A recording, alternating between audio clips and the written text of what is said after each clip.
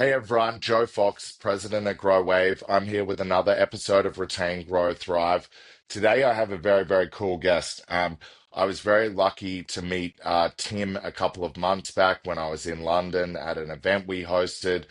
Tim is actually a client of ours, and I'd now like to say that he's a friend. But I'm really excited to introduce Tim Morris from Stanray. Tim is also a very affluent entrepreneur in the fact that he is creating his own app for the Shopify ecosystem. I don't want to steal his glory there, so I'll let him introduce the name and introduce exactly what problem and pain points that app is going to solve. But I'm super excited to have Tim here because Stanray is personally one of my favorite merchants in the US. I love their heritage. They're actually based nearby here in Texas, albeit Tim is based in the UK. But looking forward to having him here in Texas at some point soon, so I can take him out to do all the barbecue and the shooting and all the fun Texas things. But Tim, thank you so much for coming on board, mate. How are you today? Yeah, really good. Thank you. Thank you for having me.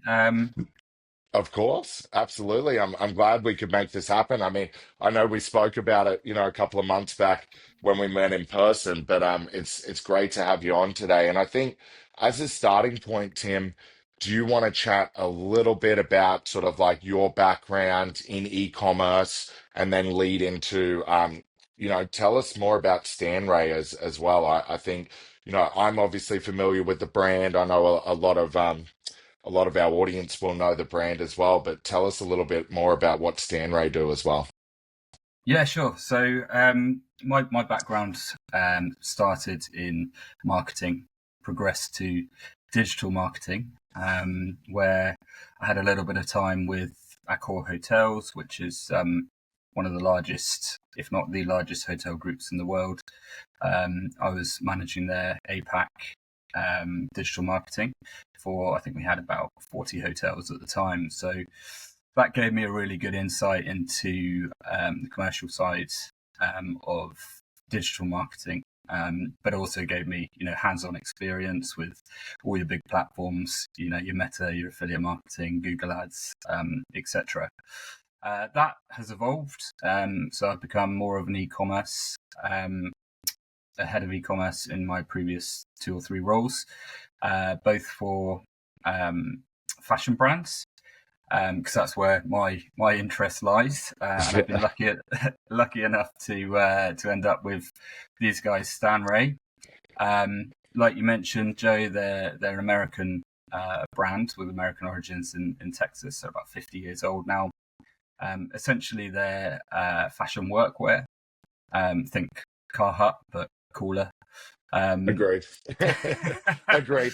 No, like it's such a heritage brand. It's amazing. And I think the quality, the Stanray quality is something that, totally stands out. Like, you know, for heritage brands, you got your Filsons, your Carhartts, those are kind of, the main ones. But I think the beauty with Stanray is that you guys haven't lost that essence of, being a proper American workwear brand. I know Filson is now, majority of their products, if not, it would have to be at least 95% of their category is all, made overseas now. Whereas I know with Stanray, you guys still do, or am I correct in saying all of everything is produced locally or majority? I wish that were the case. So the history of Stanray is that it was a family-run factory in Texas. We still use them today. Same guys, same process, same pants, and they're what we call our core classics. So they come from the original factory. But as Stanray has grown, I guess, and diversified over the years, hence why we're over here in the UK, we actually got the license for Stanray, and then we started to internationalize the brand and add additional product lines to what was originally just workwear pants. So yes, we do still work with the factory. I'm very happy to work with them. They produce a lot of our core range. We do outsource to, I think we've got some places in China and Turkey to produce some of our licensed goods. But what that's enabled us to do is to really kind of broaden our horizons, reach newer audiences, but also maintain good margins, which obviously is important for growth. And I'd say, we will always work with the founders. That's true to who we are. But if we want to grow and become a little bit, scalable, we have to look at other solutions as well. But that opens up opportunity, but also, I guess, some barriers that we're learning to overcome as a business. Yeah, absolutely. And I mean, I think staying true to those core products, still being, manufactured in that same way is such a cool, iconic story because so many brands haven't done that, right? Like you've obviously got to diversify, you've got to grow, you've got to expand, go international, all of those sorts of things. And it sounds like you've done that in a very efficient and effective way that's still true to the core brand, which I absolutely love. Um, and the quality, is obviously still as good, which I think is really impressive. So that's amazing.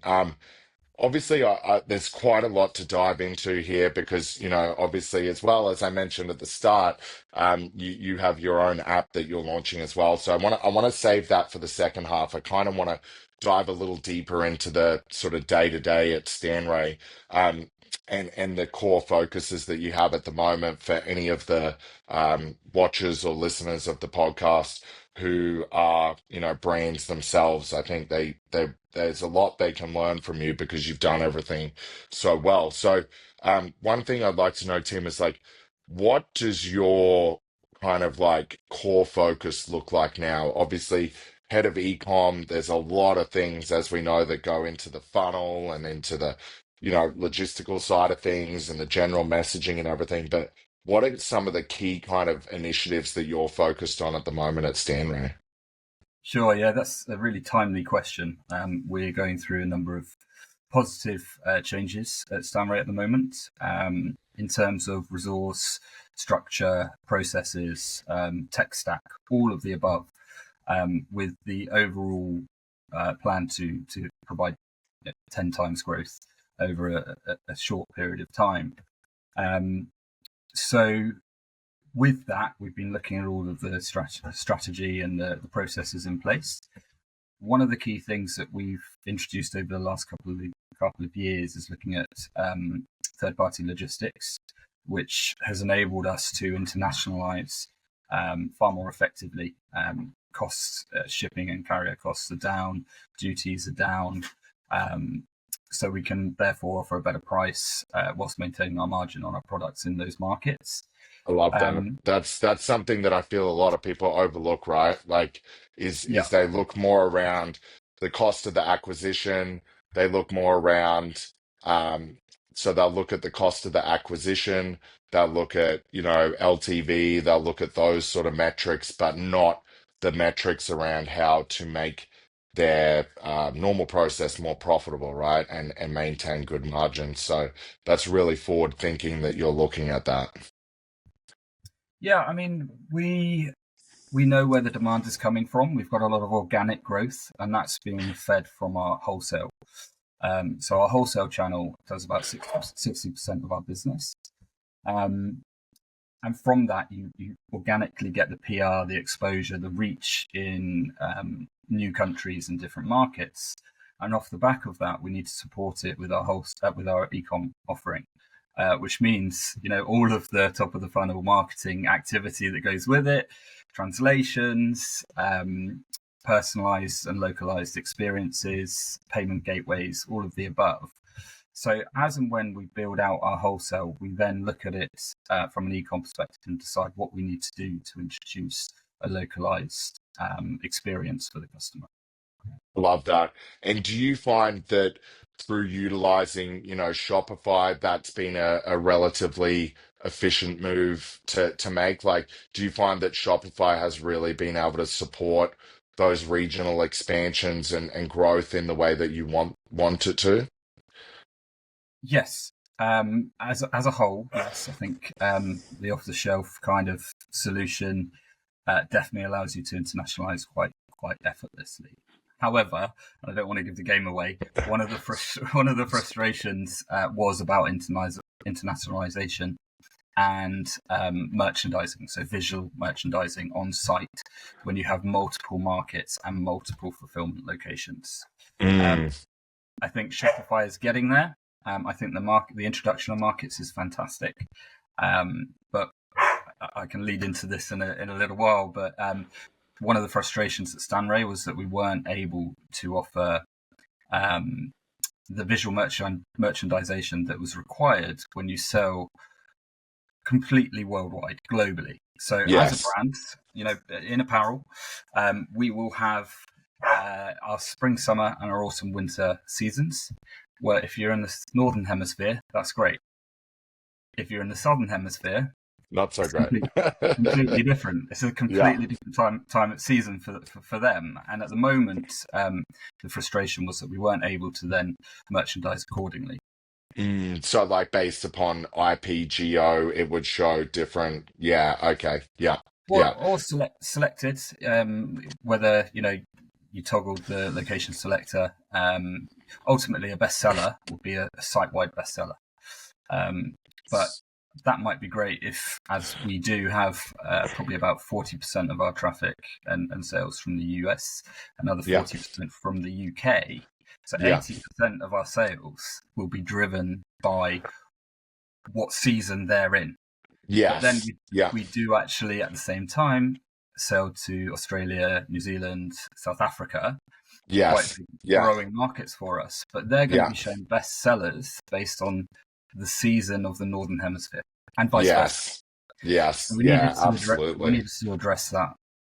And on that, do you have like, would you ever have separate sales based upon region? Because then some markets would clean up very well if it was like coming into their season too, right? So like Australia, obviously about to head into their sort of summer, US, UK, we're heading into our winter, or our cooler season. Does that play an issue too? Is that something you've had to face? Uh, yes, more so. Let's say with Australia, we actually fulfil all of our Australian orders out of the UK at the moment. Okay. That's soon Yep. that's soon to change. But what that means is Australia will have we'll do a web order for UK, predominantly the UK market, which means Australia kind of gets to see the wrong season at the wrong time.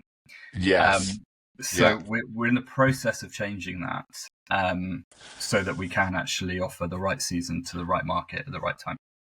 Yeah, no, that's fascinating. I mean, you and I have to dig into that a little more offline because, like, I could talk about that stuff forever because I love those, kind of problem-solving elements of ecom, right? It's like it may not necessarily be something that people are thinking about all of the time, but for a, massive international growing brand like Stanray, that's very much a consideration. So that's super interesting. Um, Tim, on that note. Yeah. Stanray heritage brand, huge following. I imagine that your, LTV is massive. Like a customer would repeatedly be buying. You got a ton of loyal customers. I know that, from what I can see on the Growave data side of things. Dig in. Can you tell us a little bit more about, how everything works for you from a loyalty perspective, from a social proof perspective, from a reviews perspective, because I imagine that not only is there a huge element of that that comes through on the e-com, I think there would be so much that, is referred through from, as you said, your wholesalers, because you guys are, in a lot of wholesale locations. Um, but also, I imagine it's a very much a word of mouth thing, right? Like it's kind of one of those things. I'll give an example is like I was talking about the dinner we had to a friend here, and I was talking about, Stanray and how they're a customer. And it's like, oh, I've heard of them, like blah, blah, blah. They're in Texas, cool. Like, and I'm 90% sure he bought two jackets from you guys. So if you did, you can share the Oh, commission thank you, revenue thank with you. me. I'm kidding. But, it's a word of mouth, kind of a brand as well. But dig in a little bit with me around how are you utilizing loyalty and social proof to really drive repeat sales with Stanray? Yeah, well, actually, I'll dig into that. But beforehand, what I would say is something that we've got to factor in, and you're absolutely right. It's a very desirable brand. It's a Yeah, cool label, right? So yeah, people do want to talk about it. It isn't high street yet, so people like that. People like a little bit different, whilst we retain the quality.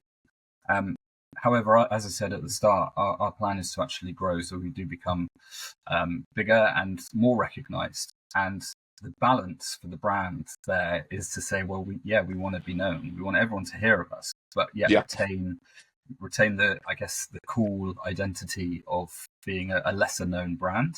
yeah, Um, yeah. so that's going to be a problem for a few years' time.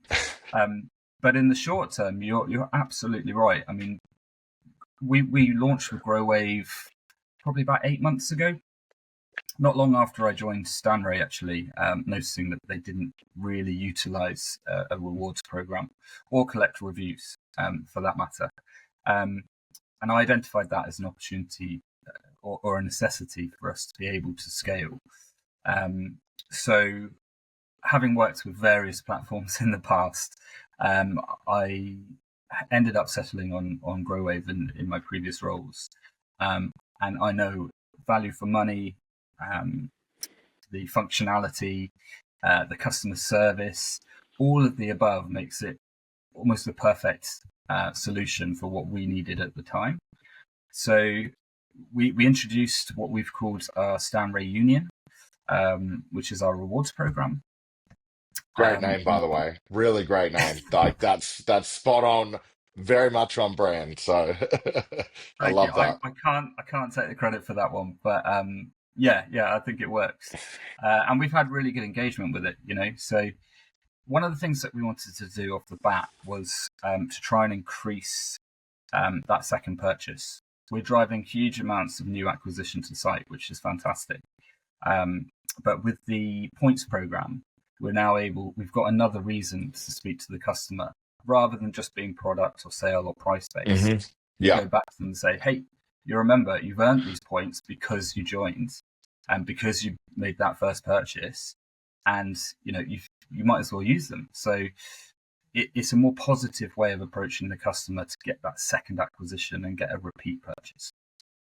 I love that. And how are you finding it? Like, you sort of, I guess eight, did you say 7, 8, 9 months, or around that time frame? How are you, how are you finding that for in terms of like your LTV, your repeat purchase rate? Like, are you noticing quite an impact from that? Yeah, we are. So overall, our growth has been good this year. But what we have seen, even though we're acquiring new customers, we are getting a higher percentage of repeat customers at the same time. Amazing. Yeah, so Amazing. we're feeding that funnel really well, but then we're maintaining it with those repeat, which obviously saves you in those extra acquisition costs, Yeah. for the cost of a few points. I think at the moment we're a pound a point. So every pound you spend, you get a point back. 100 points, you then turn that into a cash discount or potentially free shipping.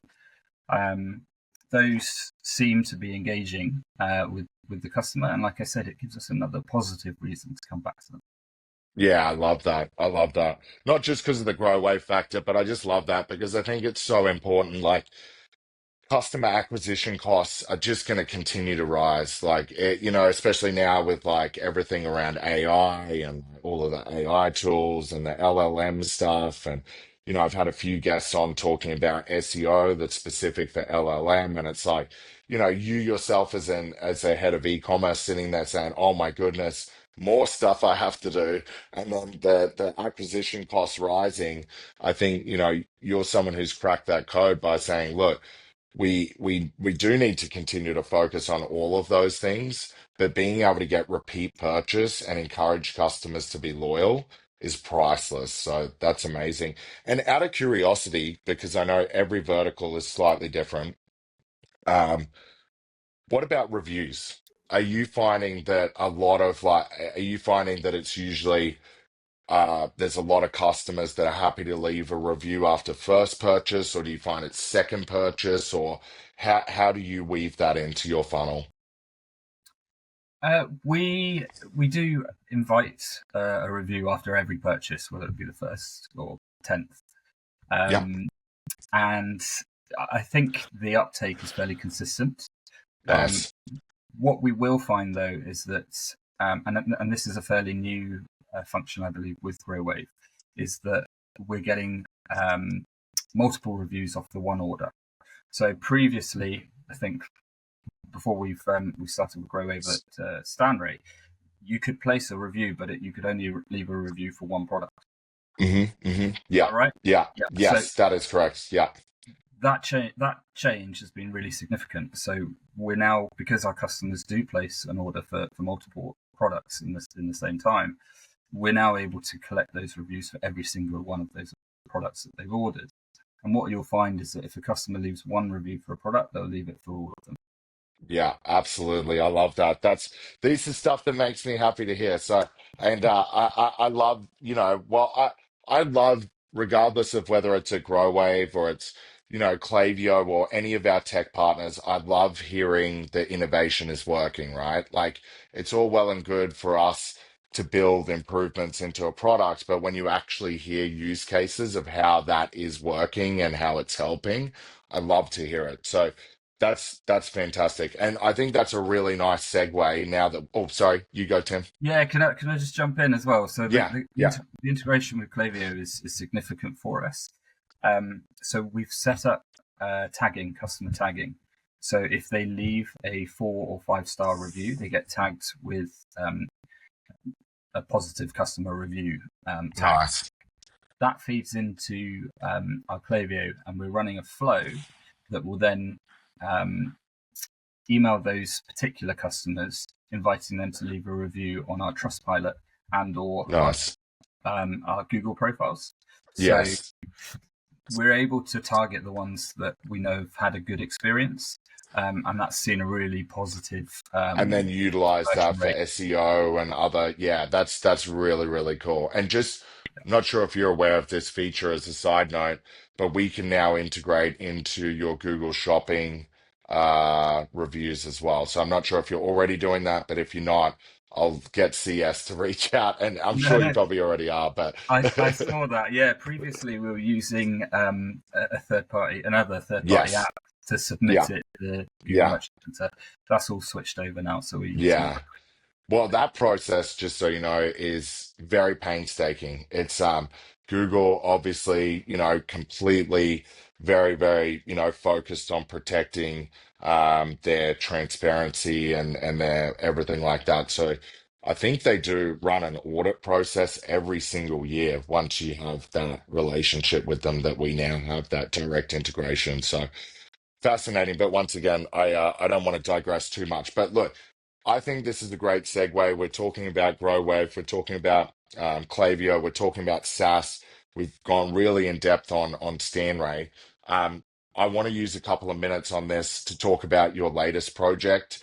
I really think that's important. I think there'll be a lot of agency partners of Growwaves who are watching this who will find a lot of value in what you're creating. So can you give me the elevator pitch on that, and how people can get in contact if they're interested in trying that out? Because I'll make sure it's connected in the show notes. But I really, my partners who are watching, I think you'll get a lot of value out of this. So Tim, can you please dive into that? Yeah, totally. Thank you, Joe. So this has come from real life experience and frustrations with utilizing markets in Shopify for Stanray specifically. And I touched on it earlier around visual merchandising being a little bit difficult when you're using markets. A collection is a collection. The way it is sorted will be shown to the same to all markets in the same way.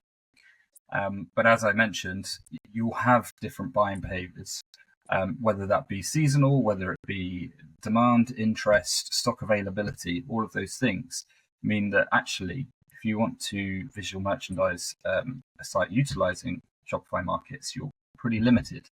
So The old way of doing things would be to have a multi-site approach. So if Hmm. you're going to go into the US, you'd have a .com. If you're in the UK, you'd have a .co.uk, and you'd have your subdomains or subdirectories. What that means is that you would end up, every time you have a new subdomain or subdirectory, you would end up doubling your work, because you've got to merchandise each site independently. And that's a lot. That's a lot of mucking around if you've got a lot of SKUs. Like that's nightmare material. Yeah. Well, it is, and then you've got the tech aspect of it in terms of making sure each one is connected to the correct marketing channel with the correct URLs. All of those things make it, for a business of our size at the moment, unfeasible to consider that as an option. So we looked at the scope of what we needed and what was missing and what was already out there in terms of some of the features we wanted and third-party apps. And we found that some apps might work with markets, but they wouldn't offer the full functionality. And other apps might work with locations, different fulfillment locations, but again, it wouldn't offer the full functionality we needed. So what we've ended up doing is creating a new app, which is called MarketWise Merchandiser. MarketWise Merchandiser. I'll make sure it's linked below. Yep. Thank you very much, which is soon to be released. We're going through the final pieces of QA.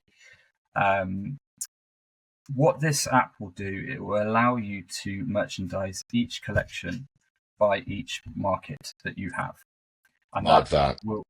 So you can do it manually, you can do it with all of the usual sorting methods that Shopify offers, so new to old, old to new, etc. But importantly, it will also do it based on bestsellers by market.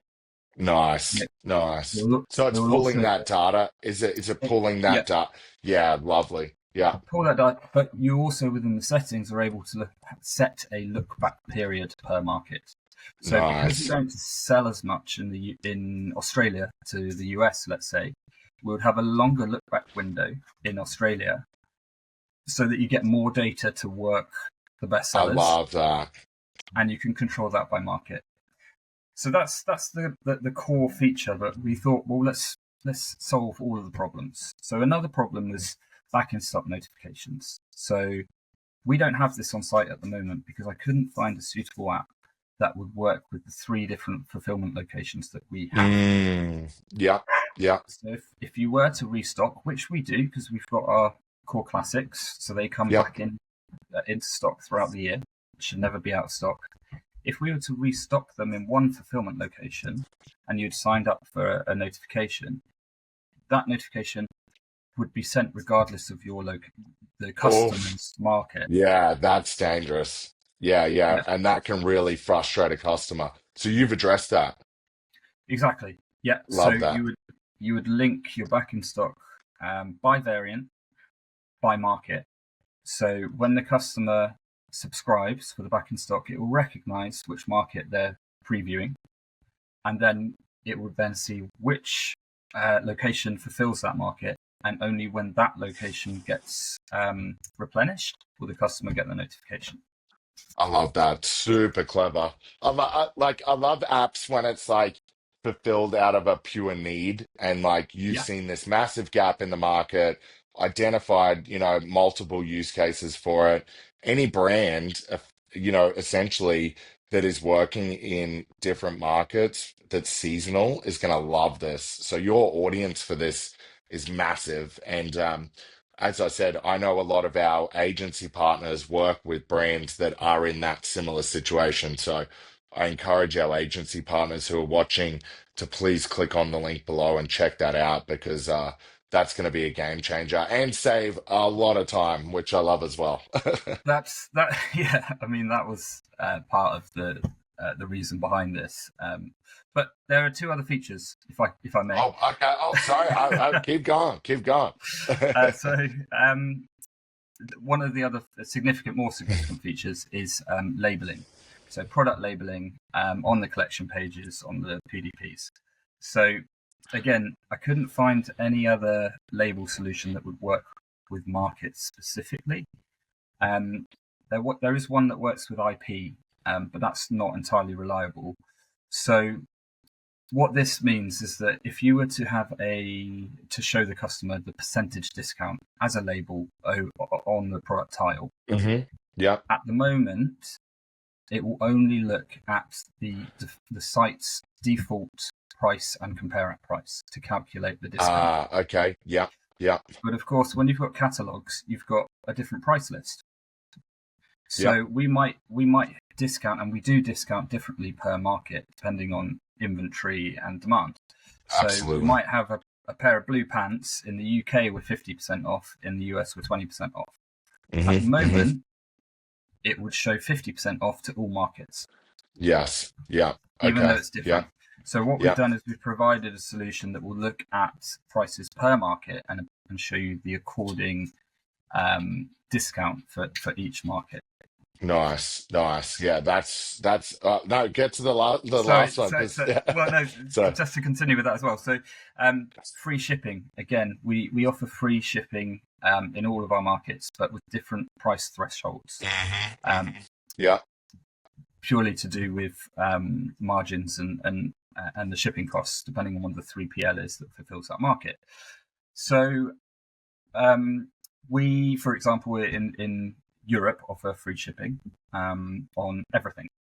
In the UK, it's on orders over £95. In the US, it's on Nice. orders over $90. Yep. Yep. What we've done with the labels is within the global settings, you're able to set the threshold per market, and then the Okay. label will recognise the market price of the product, determine if it qualifies for free shipping, and then it will apply the free shipping label dynamically based on the market per product. Nice. Nice. That's super clever. So it's like, once again, you've literally seen all the issues that you were having and facing, working across multi regions, multi markets, and you've came in and just said, I'm going to build this, I'm going to build this, I'm going to build this. That's so clever. Like, so clever. The only other option, like I said, was a multi-domain, multi-website approach, and we just don't have the resource to do it. But like you say, most of these things, um, most of evolution, I guess, or inventions, they come out of need, right? So Yes. being Yeah. firsthand, being at the coalface, experiencing these myself, it's given us the ability to kind of really understand the problem and solve it effectively. And then, sorry, the one last thing Yep. that this does, and this is just a bit of a bells and whistles, but linked to the free shipping threshold, we also have a progress bar that you can apply Ah, nice. to the car. It's a bit of a standard No, but visual merchandising tool. it's a huge CRO tool, right? Because it's like, Exactly. Yeah. on a mental level, seeing that, I will pay, I will overpay to not pay shipping. I know that I'm like that. So it's a very strong, kind of motivational driver for consumers. So I think that's fantastic. And I think the fact that you've so thoroughly built out this product is super exciting. And I know, as I said when we spoke about it very briefly when we caught up in person in London, it was like this is going to be massive. I think it's a really, really, really cool tool, and I know a lot of agency partners who have been probably looking for a very similar tool and in a very similar position, but soon they'll be able to find it, and probably by the time this releases, that'll be available. So that's super exciting, mate. Congratulations on that. It's no small feat, so congrats. Well, thank you, and thank you for your advice and support and insight through this. And just to add, this isn't a finished product. We're going to continue to invest in it, continue to evolve it. So, if there are feature requests, technical issues as we launch, there will always be teething problems. We've got our team in place to be able to make those fixes, take on board the feedback, and try and grow this so it becomes even more useful based on other people's experiences and needs. Love that. Love that. And it's you couldn't have a more defined ICP because It's essentially any ecom manager, any agency working with brands in verticals that are seasonal, really. I mean, like that's the quickest ICP ever and the most distinctive ICP ever. So, mate, you're gonna crush it. That's incredible. Congratulations. Thank you. Super excited to continue to watch the success for sure. Yeah, great. Well, I'll definitely keep you informed. Absolutely, absolutely. Look, we could chat forever. I know that we'll do a part two of this. There was a lot that we covered here, both from a market wise and a Stanray position. Um, so look, I'm really, really grateful for you coming on board. How can people connect with you, Tim? Obviously, I'll link market wise, I'll link Stanray in the show notes. But is the best place for people to be able to speak to you directly? Is that LinkedIn or? Yeah, totally. Reach out through LinkedIn. I'm not too sure what my uh, profile details are. Here we go. Um, Tim-Morris 9007. Okay. You'll see. You'll see. I'll link it as well. Cool. I'll link Well, it. Yeah, you'll see me with my lovely golden Irish dog. So absolutely. can't miss the Absolutely. profile. But yeah, feel free to reach out that way. Absolutely. Alternatively, if it's Stanray related, it's Tim at sunny-up.com. Awesome. Awesome. Mate, thank you so much for coming on board today. I thoroughly enjoyed this conversation. I think, as I said, we covered so much in such a short period of time, and I'm sure the audience got a lot of value out of this. And I definitely like to do a part two, so we can dig even more into the success you're having with MarketWise within the next sort of 6 to 12 months. I have no doubt that's gonna take off like a match to gasoline. So super excited to watch that journey, and I know the audience will be very interested in hearing about that success because we do have a lot of other app founders and everything who watch this, and as I said, partners and customers. So I think we added a lot of value to the entire audience. So really appreciate you coming on, Tim. Thank you very much. And can I just say, we've seen at Stanray in the time that I've been there um, about 35% growth on ecom. Um, and that's whilst we're trying to get our ducks in a row. So we haven't invested any additional money. We've just changed some of our processes and some of our tech stack. And one of those is Growave. So bringing Growave on board was, I mean, it was seamless. I'd used it before, but it is seamless, and it's opened up the opportunity for those repeat purchases, that customer loyalty that we were really missing. So I have no doubt that the growth that we have seen, despite not investing any more money, it is being supported by Growave, and I'd happily recommend it to anyone who's researching the right platform, the right app. I've used multiple in the past. I've been with Growave probably for about 4 years now with different clients, different retailers, and yeah, I think out of the box, it's perfect. Amazing, mate. Thank you so much for that. I really, really appreciate that.